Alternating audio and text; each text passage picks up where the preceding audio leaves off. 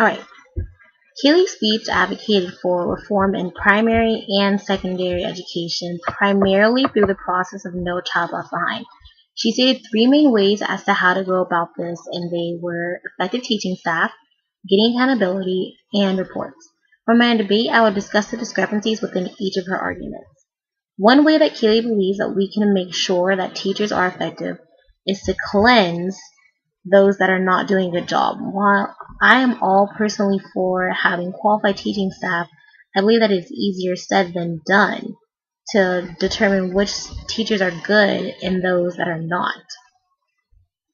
Kaley expressed that complaints and multiple failures were the ways that she believes that we should be putting this into effect, but I don't think that's the correct way to go about evaluating teachers. Honestly, throughout my entire educational career, I've heard students complain about a lot of their instructors. I've gotten warnings about multiple teachers and how it'll be a struggle for me to pass because one teacher is way too liberal, one teacher is just too hard, like it's just never going to happen. But in the end, I didn't take many of those warnings at full face value because they were all based on individual perceptions of students. The way that each person views another is always going to be slanted, whether or not that person themselves even notices it. Children especially. It's not hard to get on the bad side of like a primary school child. Too much homework one time or reprimanding a student for disobeying the rules and they can dislike you forever. So how accurate can their opinions on teaching staff be, and how much should we really truly believe? Multiple failures could be a sign that this is indicative to a poor staff member, or it could also be a sign of lazy or uninterested students. So that is really an ambiguity in itself. Certain teachers may be requiring more of their students and not providing them with, any easy way out, like extra credits, late acceptances, makeups. Thus, failures do not necessarily mean that teachers are to blame. When Kaley discussed accountability, she herself said that each child is responsible for his or her own success. You can only push a child so far. If they don't want to try, they aren't going to. So, if a child is accountable for their own success, why is blame being placed on teachers for their failure? Kaley claimed that No Child Left Behind holds schools more accountable for the quality of their teachers and the results that they are producing. Yet she didn't compare it to anything. I'm really confused about more accountable than what. What other act or plan of action is No Child Left Behind better than?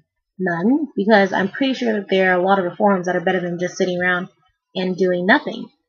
According to Kaley, another requirement of No Child Left Behind is that all students must pass every test in 2014, and that until then, there needs to be a clear increase in the amount of students passing tests. First of all, it's already November of 2013. I think that if this policy were to actually be reinstated since its 2007 expiration date, it would have been done so by now, but I'll play along and we can just talk about what would actually happen. If we were to implement it now, how often would students be tested? 2014 is just around the corner, and I doubt that within the next month and a half that we still have left in this year, we have enough time to go through the process that No Child Left Behind describes in order to have all students passing tests in 2014. There was also no clear distinction of which subjects or materials children would be tested on. What scale can truly test a child's intelligence? Albert Einstein once said that everybody is a genius, but if you judge a fish by its ability to climb a tree, it'll spend its whole life believing that it's stupid.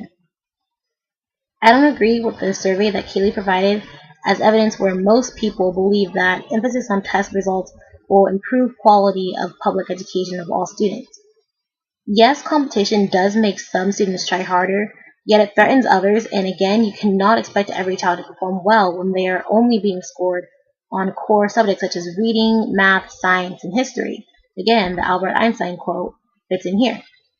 When discussing accountability and reports, Kaley said that in secondary schooling, there should be more of a bigger and clearer distinction between students that are college-bound and those that are not. However, I don't think that this is truly a good idea.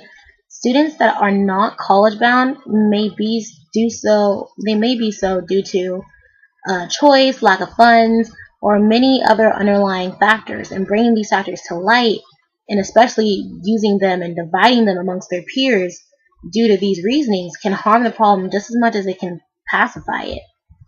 Another point that I'd like to bring to your attention is that when low-income students are attending a school that has failed to meet the state goals for 3 years, they are eligible, at least that's what Kaley said, they are only eligible for after-school services, tutoring, and summer school. Yet she stated that other students that attend a school that doesn't meet its requirements for 2 consecutive years are provided public transportation to their new schools and to tutoring facilities.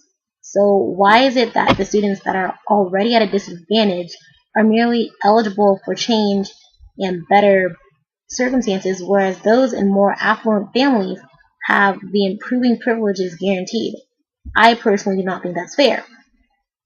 Lastly, the funding for this project must be just great, because this plan calls for increasing the amount of funding for educational and after-school activities, providing teachers with new learning courses, public transportation to new schools, and tutoring for parents that choose to move their children.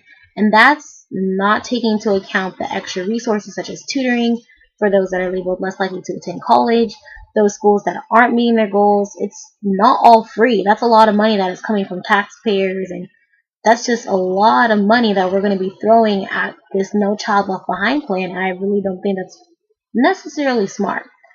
All in all, there are not any clear-cut ways to evaluate staff, nor is there enough time, funding, nor fairness within No Child Left Behind for this to be a successful form of education reform.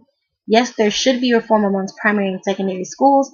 However, No Child Left Behind is not our nation's solution to our education problem.